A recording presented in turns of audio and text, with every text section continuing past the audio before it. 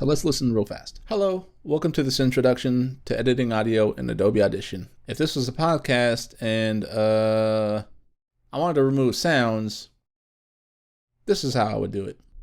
So for this example, there's a lot of pausing. I'll get rid of that. And I wanted to remove sounds. There's a long gap between that. I'll remove it. So now my recording's a lot shorter than it originally was, but there's still the problem of noise. So before I do that, let me undo this real fast. A good idea when you're recording is to record some empty space, 20 to 30 seconds worth if you want to do that. Just enough so Adobe Audition or any DAW system you're using, really, if they have this option, has something to learn from. So what we're going to do is we're going to remove this room noise. So it may not be obvious now, so I'm going to loop play this. I'm just going to boost up the gain. I'll keep boosting it up. You'll hear there's room noise. There's noise there.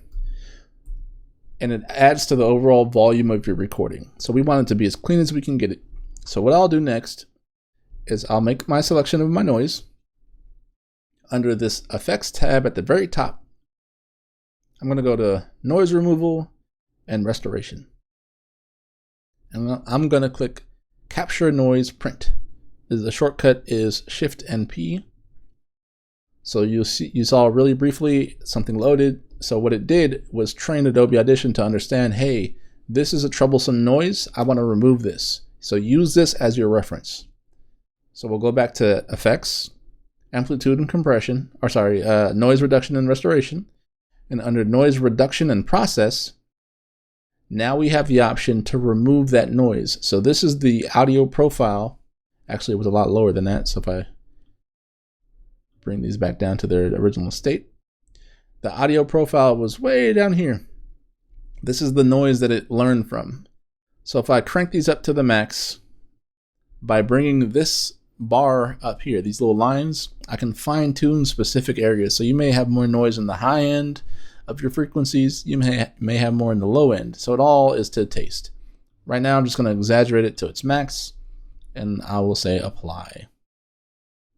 I wanted to remove sounds, so now there is no noise. So see the before and after.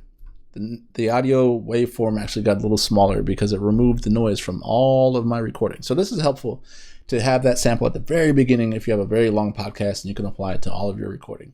But do this to taste because, again, this is destructive editing. So before I get any further with this and what I would do next to remove room noise, let's dive over to the multi-track view.